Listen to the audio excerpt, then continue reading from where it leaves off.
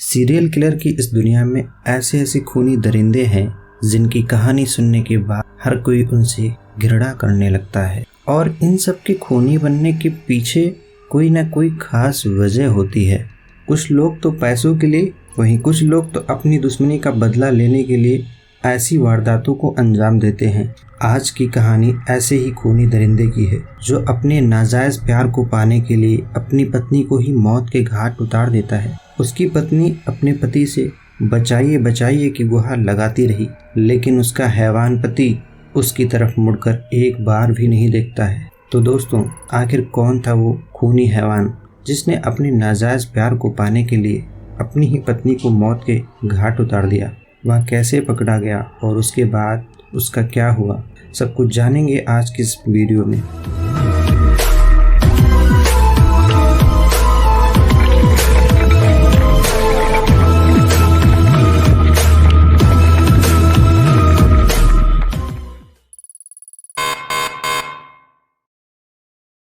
नमस्कार दोस्तों, मैं हूं ऋषि। स्वागत है आपका हमारे इस YouTube चैनल खतरनाक मंजर पर। आइए जानते हैं आज की इस नई सच्ची घटना के बारे में। 27 जुलाई 2014 रात करीब 11:30 पर कानपुर पुलिस के पास पीयूष श्यामदासनी नाम के एक शख्स का फ़ोन आता है और वह कहता है कि कुछ लोगों ने मेरे कार के सामने बाइक खड़ा करके रोक लिया है और जैसे ही मैंने कार को आगे बढ़ाना चाहा तभी वो लोग मुझे नीचे उतरने के लिए कहते हैं।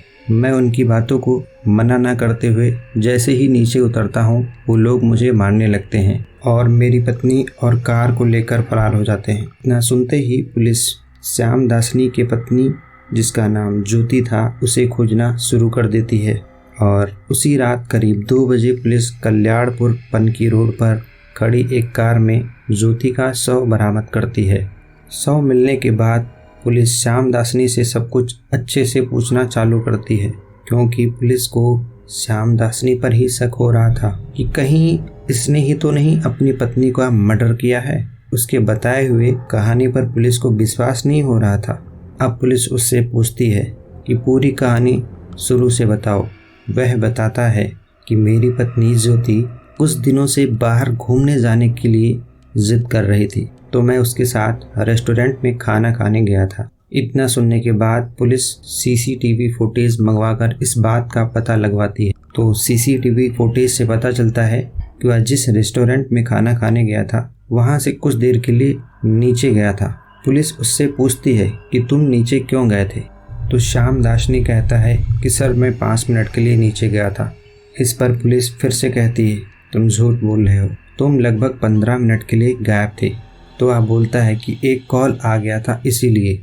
तो पुलिस उससे फिर पूछती है कि तुम तो सीढ़ी से उतरकर रोड को पार करके उस पार गए थे। तो पीयूष जवाब देता है कि हाँ गया था, क्योंकि रोड के उस पार अवधेश आया था। फिर पुलिस पूछती है कि अवधेश कौन है? तो वह बताता है कि वो मेरा पुराना ड्राइवर था, लेकिन कुछ दिन पहले ही वह काम छोड़ दिया था। तो पुलिस उससे पूछती है जब अवधेश ने नौकरी छोड़ ही दी थी तो वह तुमसे मिलने क्यों आया था? उसकी ऐसी क्या ज़रूरत थी? तो पीयूष जवाब देता है कि ज्योति लॉन्ग ड्राइव पे जाने की जिद कर रही थी, इसलिए मैंने उसको बुलवाया था। इसी तरह पुलिस उससे अपने सवाल पूछे जा रही थी और उस पर पुलिस का शक गहरा होता जा रहा था, क्योंकि वह अपने ही जवाब में फंसता जा रहा था। उसके बाद पुलिस उससे फिर पूछती है तुमने तो शाम 6:20 से 9:55 तक 8 बार अवधेश से बात कर ली थी, लेकिन उससे मिलने के बाद 9:56 पर किससे बात कर रहे थे?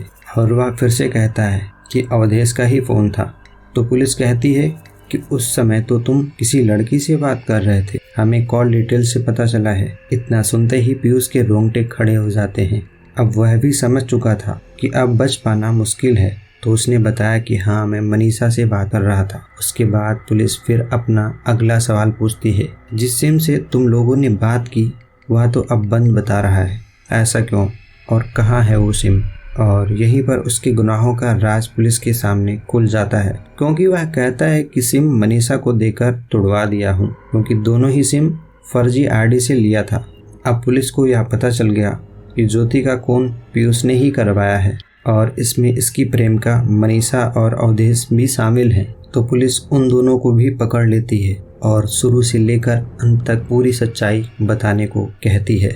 और उसके बाद जो सच्चाई पता चलती है उसको सुनने के बाद वहाँ पे खड़े सभी लोगों के रोंगटे खड़े हो गए। दरअसल पीयूष ने पुलिस को बताया कि मैं और मनीषा कई दिनों से रिलेशन में हैं और हम दोनों एक दूसरे से प्यार करते हैं। कुछ ही दिन पहले मनीषा को लड़के वाले देखने आए थे, लेकिन मनीषा मुझे छोड़कर किसी और से शादी नहीं करना चाहती थी।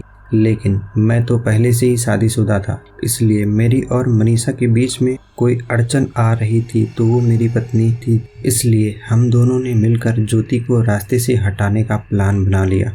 हमने ज्योति को मारने का प्लान 13 जुलाई को ही बनाया था, लेकिन उस दिन बारिश होने के कारण प्लान बदलना पड़ा। उसके बाद हमने 27 जुलाई को ज्योति को मारने का प्लान फिर से बनाया और इस प्लान के मुताबिक 3 लोगों को शामिल किया गया जो कि सुपारी लेकर लोगों का खून करते थे। प्लान के मुताबिक 27 जुलाई को मैं ज्योति को लेकर होटल गया और वहां से लौटते समय अवधेश और तीनों सुपारी किलर रेनू, आशीष और सोनू हमारे कार के सामने बाइक लगाकर रुकवा देते हैं और कार रुकने पर ज्योति को कुछ शक होने लगा।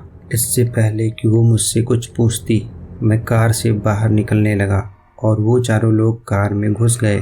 तभी ज्योति मेरा टी शर्ट पकड़कर खींचने लगी, लेकिन मैंने उससे अपने आप को छुड़ाकर कार से बाहर निकल गया और वो चारों उस पर चाकू से वार करने लगे। वह चिल्लाती रही, पीयूष मुझे बचा लो, लेकिन मैंने उसकी तरफ मुड़कर भी नहीं देखा। फिर वो लोग मेरी कार और ज्योति को लेकर वहाँ से चले गए। फिर मैंने उन लोगों के पास कॉल करके पूछा कि ज्योति मरी कि नहीं, तो उन लोगों ने कहा कि वह मर चुकी है।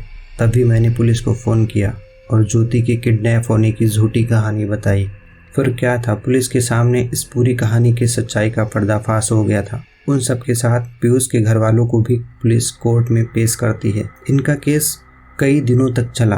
पीयूष के घर वालों को छोड़ दिया गया क्योंकि ज्योति के मर्डर में उनका कोई हाथ नहीं था। इसी बीच मनीषा के वकील ने भी दावा किया कि इस मर्डर में मनीषा का कोई हाथ नहीं था क्योंकि वारदात के समय वो वहाँ नहीं थी।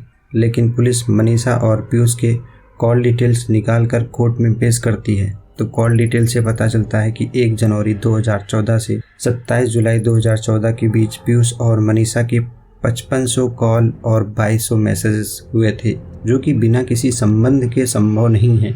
मर्डर वाले दिन भी दोनों के बीच 14 बार कॉल से बात हुई थी।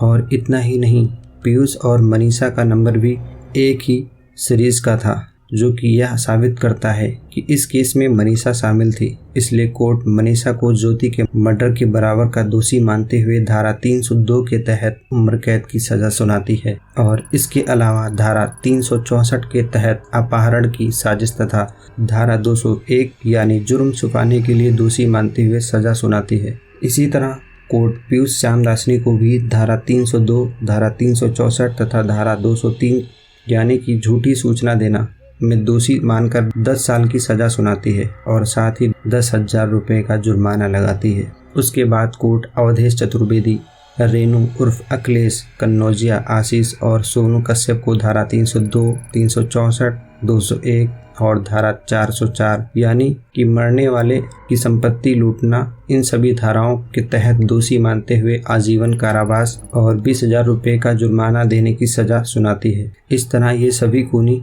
अपनी सजा पाकर अब भी जेल के सलाखों के पीछे अपनी मौत का इंतजार कर रहे हैं। तो दोस्तों, अगर जो आपको ये क्राइम स्टोरी पसंद आया हो तो वीडियो को लाइक कीजिएगा और चैनल को सब्सक्राइब करके बेल आइकन ज़रूर ऑन कर लीजिए ताकि हमारी अगली क्राइम स्टोरी का नोटिफिकेशन आपको तुरंत मिल सके। तब तक के लिए धन्यवाद।